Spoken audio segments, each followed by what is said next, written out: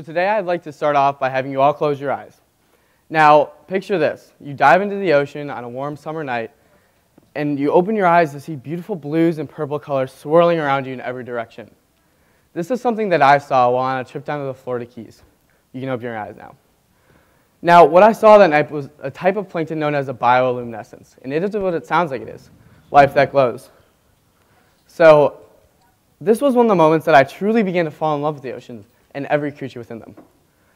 But not everybody understands that along with the physical beauty our oceans have, there's a different beauty that they have, one that's more economically impactful. So, according to the International Chamber of Shipping, there's a growing fleet of over 50,000 merchant ships from over 150 nations, so they're manned by upwards of 1 million deckhands and employees. The ocean-based business is big business, and it actually contributes about 4.4% to the global GDP. There is 1,180 cubic miles of water that is in Lake Michigan, and there's 326 million cubic miles of water in all of our oceans. So have you ever heard of the term lake effect snow? So now think about that, but instead of just the 1,180 cubic miles that is in Lake Michigan, think of the effect that our oceans have on it with their 326 million cubic miles of water that is in our oceans. Let's be real, that's actually a ridiculous amount of water. Like, that could fill up this whole room like 14 times. So it is easy to see when you look at the numbers just what an effect the oceans do have on our weather patterns. Now, according to the National Oceanic and Atmospheric Administration, the oceans also act somewhat as a conveyor belt. They bring warm water from the equator up to the poles to be cooled, and cold water down from the poles to the equator to be warmed, and it just goes in a cycle. Now, also, the oceans, just like the rainforests, provide some of those leading research for new cures to diseases and cancers.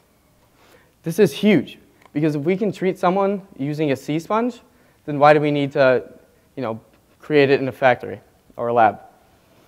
So there's a problem, though, with our oceans, and it goes by the name of ocean acidification. Over the past 200 years, the New York Times estimates that over 150 billion metric tons of carbon have gone into our oceans. Now, it's kind of hard to visualize that, but I want you to think of it as 15 pounds of carbon per person per week. Every person, every week. So it dissolves into our ocean into a chemical known as carbonic acid. And this acid causes a phenomenon known as ocean acidification. And this ocean acidification makes it difficult for certain types of marine life to grow and reproduce. So here's a picture of two pteropods. The one on the far right is more clear than the one on the left. Or the one on the left is more clear than the one on the right. The one on the right, you can see these white lines running through it. This is an example of the capabilities of ocean acidification. And the one on the right is actually more frail and brittle than the one on the left. Pteropods and animals like them are often the basis of the food chain. And with their death comes the death of thousands of other animals, such as whales, sharks, sea turtles, and many others like them.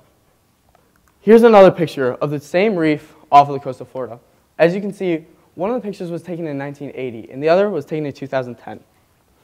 Now, you can see the picture of the reef taken in 1980 is much more colorful and full of life. This was when ocean acidification was at a low point, and it was not as prominent as it is now. Now, it's at this stage because of climate change and the rising temperature, and also our dependence on fuel sources like gasoline and diesel. So one of the many ways that you can actually help, fix this problem, because by no means is this problem irreversible. One of the many ways that you can fix it is actually by making sure the tires in your car are properly inflated. An underinflated tire, according to the U.S. Department of Energy, actually, underinflated tires are the leading cause of wasted fuel, wasting about 15 billion metric tons of gas every year. Another way is by educating yourself on the environment and how you affect it daily. Educating yourself will help you be more ocean-friendly and learn about your carbon footprint.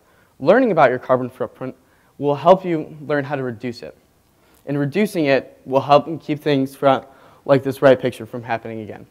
Thank you. I'm Alex Thoms.